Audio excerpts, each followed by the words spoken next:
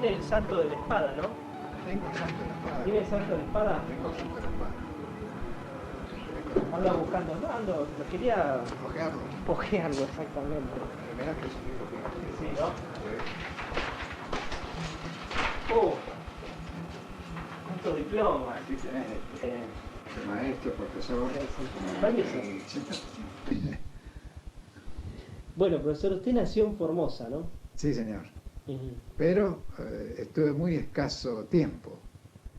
Toda mi vida transcurrió en Buenos Aires, Ujú. ¿no? Prácticamente desde los grados primarios hasta hoy. ¿En Bien. Buenos Aires qué parte? ¿De la capital? Capital Federal. Capital Federal. Capital Federal. Zona Congreso y zona Barracas. Ujú. Después Lanús Sí, y después aquí. Aquí estoy hace 40 años. 40 años. En Florencio Varela. Este, Y eso me la permitió mitad de digamos, un que poco- prácticamente la mitad de la mi mitad vida. de su vida. Sí, señor. Sí, En señor. Florencio Varela. En Florencio Varela. Y esos largos años me permitieron a mí conocer cosas, casos, gente, historia, anécdotas, una vivencia plena en Florencio Varela. ha conocido mucha gente que posiblemente, digamos, que yo no la conozca y que ya no está más. Efectivamente. Hubo aquí personas muy importantes que yo tuve el gusto de conocer, pero ya no está más. Ujú. Voy a mencionar algunas, si usted me ¿Cómo permite. no? Sí, sí, sí. Por ejemplo, el doctor Niño, el doctor Antonio Bengochea, don Ángel Caferata, Atilio Nosiglia, Jorge Romano, doña Julia Rocaful, y otros más que no recuerdo en este momento. Bueno, pero vayamos un poco a su infancia, a su adolescencia, cuando usted agarró un libro, que ahora me va a contar cómo llegó a sus manos, de etnografía. Estenografía. Estenografía, ahí está. Estenografía. Estenografía. ¿Qué pasó? ¿Qué edad tenía?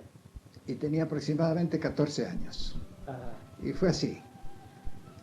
Yo estaba trabajando como cadete en una empresa petrolífera en Buenos Aires, en el barrio de Barracas, y veía ahí en la oficina del gerente 3 taquígrafos que tomaban la correspondencia en 3 idiomas, en inglés, en español y en francés. Sí. Y yo quedaba realmente admirado al ver cómo con tantísima rapidez fijaban en el papel las palabras del gerente, subgerente y otros personajes de la firma. Una buena mañana, mientras estábamos almorzando en mi casa con mi familia, aparece mi padre, que era profesor de enseñanza secundaria ahí por la calle Caseros y Entre Ríos más o menos, apareció con el libro de texto que lo tengo ahí guardado y me dijo: aquí te manda este libro la señorita fulana de tal, que era una profesora de la materia. Y yo, curioso, lo tomé. Di mis primeros vistazos a las primeras páginas y me pareció muy interesante, muy llamativo todo. Y ese día me fui a trabajar, y al día siguiente, y al día siguiente, y al día siguiente, iba por la calle Montes de Oca con el libro abierto, así ávidamente leyendo las reglas y fijándolas, ¿no?, diariamente, y después me puse a escribir, ¿no?, muy dificultosamente los signos y las palabras. Ajá. Y así, con el paso del tiempo, logré aprender la teoría totalmente solo, es decir, fui un autodidacta. Autodidacta. Un Aprendió autodidacta. solo. ¿Y en cuánto tiempo? Me dijo en muy Yo poco tiempo. calculo 5 o 6 meses. Después usted estudió para maestro de grado, Sí, señor. estuvo por muchas escuelas, Uf, en sí, sí. Capital. Capital, Gran Buenos Aires, Hasta interior que del país. un compañero suyo, creo, ¿no?, que dijo, ¿por qué no estudiaba para, digamos, porque usted sabía, digamos, la estenografía, pero no era profesor? No era profesor. ¿Y qué pasó? A ver, cuente. Bueno, esto fue en Lanús. Sí. Tenía como vecino otro profesor que trabajaba conmigo en el Colegio Nacional José Hernández. Entonces un día me dijo él: ya que dominás, tenés tanta perfección en la escritura y tan rápido y sin muy buena redacción, ¿por qué no te recibís de profesor estenógrafo público? ¿Y dónde se hace esa carrera?, le dije yo, que me gusta mucho. Y hay que hacerla en Rosario, en la Universidad de Rosario. Bueno, allá fui volando a Rosario en distintas oportunidades para asistir al curso, pero no podía ir todos los días, ni todas las semanas, hasta que llegó un momento en que pedí una mesa extraordinaria. una mesa extraordinaria. Para rendir libre. Para rendir libre. Claro. Rendir libre. Fue muy costosa, fue muy exigente la mesa. Se discutió en el tribunal si sí o no, si 7, si 0, si aprobado o no. Se puso el tribunal de pie. Ajá. Y cuando el portero abrió la puerta para pasar al rectorado, se pusieron de pie los 3 profesores y con un aplauso me decían, adelante doctor, ¿no? Que yo no lo quería creer y lo tomé como... Es una persona que desde chico fue muy inquieto, imagino que habrá hecho muchas cosas. De hecho, trabajar a los 14 años me parece una novedad para aquella, en aquel momento, ¿no? ¿Cómo fue que empezó a trabajar a esa edad? A trabajar. A esa edad. Hice de todos los trabajos. Sí. ¿No? Hice de almacenero, ajá, repartidor de un almacén, hice de lavacopas en un bar, hice de cadete en una empresa yerbatera. Después de ahí pasé, gracias al arte taquigráfico, fui ascendiendo. Sí. Hasta llegar a la cúspide, como quien dice, ¿no? Y bueno, después con esta profesión usted digamos, ha actuado, digamos, lo que podría ser el sumum estuvo por la legislatura de Formosa, si no me equivoco, sí. Y después en el Congreso, o en el Senado. Estuve en el Senado de la Nación. Ahí ingresé por concurso público, ¿no?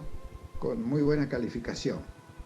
Había que proveer un cargo y había más o menos 150 o 200 postulantes. Bueno, tuve un cargo ahí, estuve muchos años, con los periodos de suspensión o de supresión a raíz de las revoluciones que hubo. Claro. Me tocó actuar también fui uno de los cofundadores de la legislatura de La Pampa. La Pampa. Tengo las fotografías también con constancia de eso, ¿no? Fue un periodo muy agradable estar en La Pampa durante mucho tiempo. Y después, cuando un momento difícil para el país políticamente, me tocó actuar en Formosa, en la legislatura, donde gané el cargo por concurso público que se hizo en el recinto de la Cámara de Diputados de la Nación, el cargo de jefe de los taquígrafos de aquella legislatura. ¿Y ya para esto usted estaba casado? Ya estaba casado, tenía hijos, no tuve que dejarlos en Buenos Aires e irme yo a vivir allá. Pero después los llevé, después volvimos. Ajá. Es decir, tuve que volver yo forzado por una situación política bastante delicada que hubo allá, ¿no? Ajá. Pero usted, como actuando en esa materia también, o era porque actuaba en política, profesor? No actuaba en política. Ajá. Eran mis deseos de actuar en política, pero no. Y siguen siendo mis deseos actuar en política. He actuado en política acá, que ahora vamos a... También vamos a hablar de eso. Bueno, anduvo por muchos lados, actuando como con este oficio de unos pocos. Sí, efectivamente. Sí, no solo en el Parlamento, ¿no? También me tocó actuar en ambientes de medicina, en la Facultad de Derecho, en la Facultad de Filosofía, en la CGT, en la Casa de Gobierno, al lado del general Perón, ¿no? Éramos 4 los muchachos que tomábamos los discursos de él. Debo notar que tuve la suerte, y hasta puedo decir el orgullo, de haber sido un taquígrafo múltiple. Actué en todas las esferas del saber. Y usted también... Y eso me permitió a mí acumular conocimientos. Seguro. ¿No? Como las clases magistrales de algunos profesores en la universidad, ¿no? Sí, que tomaban todas las clases magistrales. Y te puedo mencionar si querés algunos. Sí, cuente. Te puedo mencionar, por ejemplo, las clases de Historia Argentina del doctor Ricardo Levene, el famosísimo historiador argentino, cuyo texto lo tengo ahí. Claro, en la biblioteca lo tiene encuadernado, usted lo ha encuadernado. Lujosamente encuadernado. Sí. También tomé las clases de John William Cook, de Economía, del doctor Pérez Pardo, Derecho Romano, eso en el campo del derecho, ¿no? Sí. En el campo de la filosofía tomé clases de filosofía, de ética, de gnoseología, y al doctor Diego Luis Molinari, que fue un profesor extraordinario de Historia Argentina, me designó ayudante docente de grado honor, en cuyo diploma lo tienes a tu espalda allá, ¿no? Ajá. Actué al lado de él y eso me permitió acumular, además de los conocimientos que yo ya tenía por mis propios estudios, enorme caudal de conocimientos de la historia argentina. Ahora quiero preguntarle sobre eso. También usted es profesor de muchas cosas, dentro de todo la historia, ¿no? La historia, profesor, y esto viene a cuento que usted es el presidente de la Comisión Permanente al homenaje a General San Martín. Y yo recién me venía preguntando sobre el patriotismo. Y si los argentinos somos patriotas, si nos enseñan bien en la escuela para ser patriotas o no. Hoy estamos dilucidando si está bien que venga un tal O'Neill acá a evaluarnos y a ponernos una buena o una mala nota, ¿no? Y tan cerca el 17 de agosto y uno se hace muchas preguntas, ¿no? Yo quiero preguntarle a usted sobre el patriotismo que hay que sentir o que no se siente, ¿no? O que no hay. Más bien me inclino por lo último. No hay patriotismo. Se puede decir no hay patriotismo desde el instante mismo que ves que las fechas patrias, como el 9 de julio, 25 de mayo y demás, 20 de junio, los frentes de las casas no tienen la enseña patria como en otros tiempos, ¿no? Pero sí se llenan de banderas cuando hay un campeonato mundial. Y los argentinos son patriotas en ese momento, mientras hacen goles y gritan.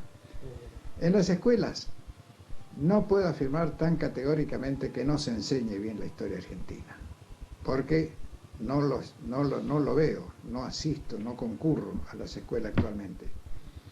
Pero que hay latente en el fondo de todo argentino un poco de patriotismo, no cabe duda.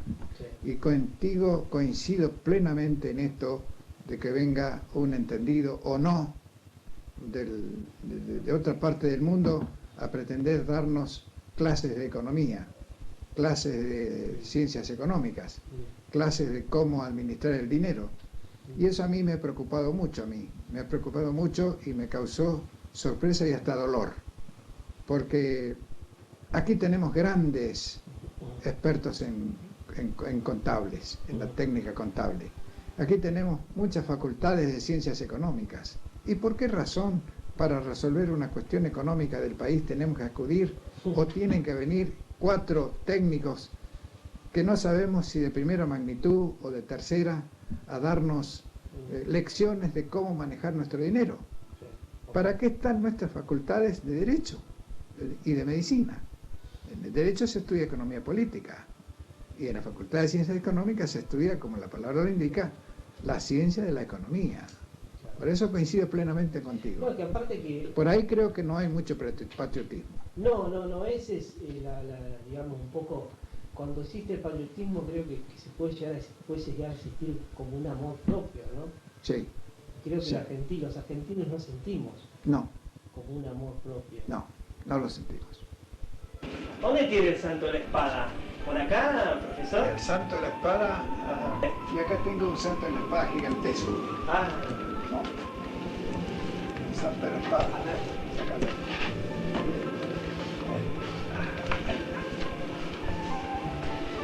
Qué lindo. Yo no lo leí, vi la película, le voy a decir, que es más fácil, ¿no? Sí. ¿De qué autor es este? Ricardo Rojas. Ricardo Rojas, el único que escribió esto. Y es el resumen histórico de la vida de San Martín. Podría decirse que es una historia novelada, pero es una historia real de San Martín. También tiene cosas muy lindas, muy agradables, que reflejan la personalidad de San Martín. Un hombre provisto, aparte del patriotismo que lo destacaba, tenía el sentido del orgullo de la nación, de la nacionalidad, del nativismo, de lo que él era. Sí. ¿No? De San Martín, escritas con tinta, y le dijo al ayudante: dígale a ese generalito que yo no recibo cartas firmadas por una mano negra. San Martín recibió la noticia, supongo que con algún desagrado, o no, la historia está muy lejos. Pero el mismo Ricardo Rojas lo cuenta aquí, Sí. ¿no? Dice que cuando San Martín ya citó realmente a su despacho, ya como dueño y señor de Chile, políticamente y militarmente hablando, entró, marcó a su despacho, San Martín se puso de pie y le dijo lo siguiente: venga esa mano blanca, señor Marcó. Es decir, la mano negra recibe la mano Recibe blanca. la mano blanca. Esto y muchas otras cosas muy hermosas que están aquí y esas cositas que yo digo de San Martín, cosas que están acá, ¿no? Son cosas, parece que son intrascendentes, pero tienen mucha... José de San Martín, después de 22 años de servicios en el ejército español, renuncia a continuar su brillante carrera militar en dicho ejército, Real Isla 26 de agosto de 1811. Entonces me parece que hasta tengo la partida de nacimiento de San Martín. ¿Ah, sí? Acá está. ¿Querés que lo muestre? El partido de nacimiento. San Martín. En original. Sí, sí, sí, sí, sí. Original de San Martín.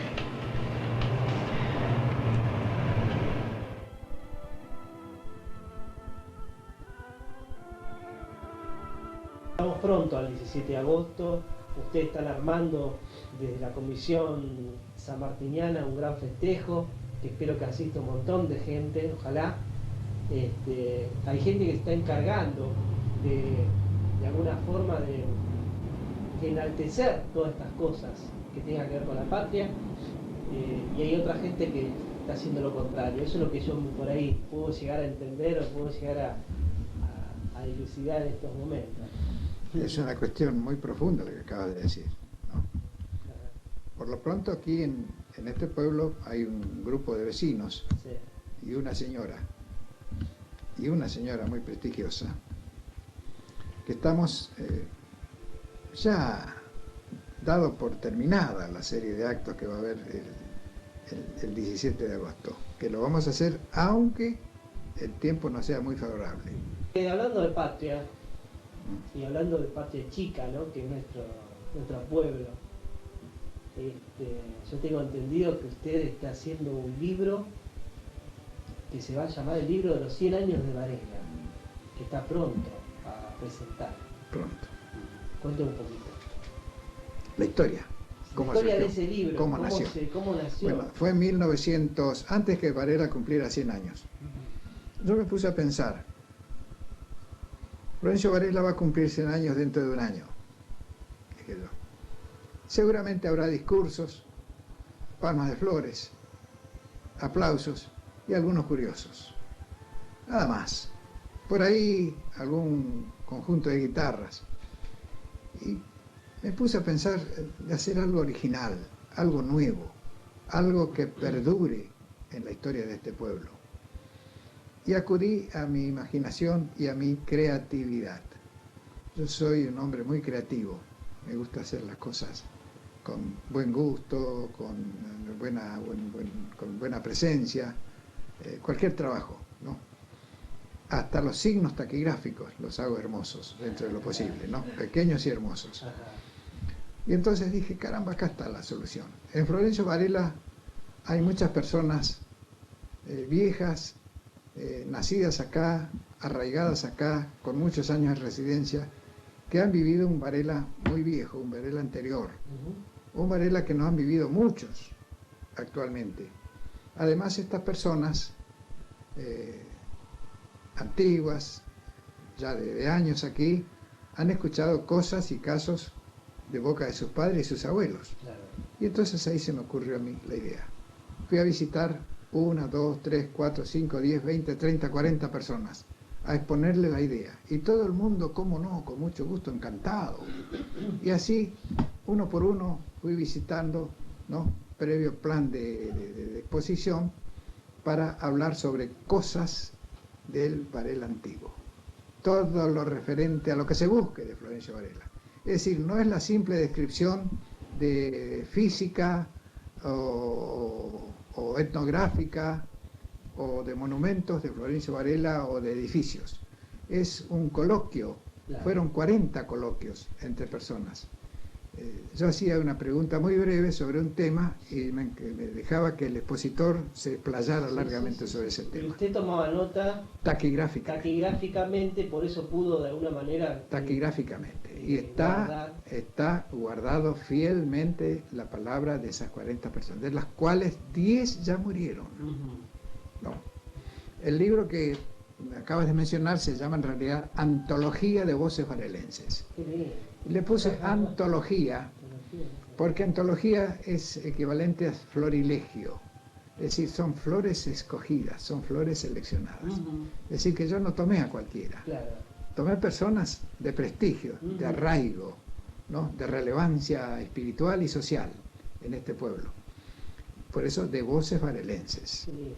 Y en este momento ya está en vías de impresión o de encuadernación, lujosamente encuadernado, porque vuelvo a repetirte, Navarro, yo soy un tipo muy creativo, no me gusta lo común, me gusta salir de lo común, seguro. En algunas cosas. Vas a ver, este libro es otra cosa. Está bien. Pero siguiendo una trayectoria... ¿Es un libro de qué tamaño más o menos? ¿Es grande? Me dijeron que es bastante grande. Es bastante grande, calcular alrededor de 400 páginas, ¿no? Es un libro que ahora, el 17 de septiembre, se va a presentar esa fecha y va a tener entonces más de 11 años de espera.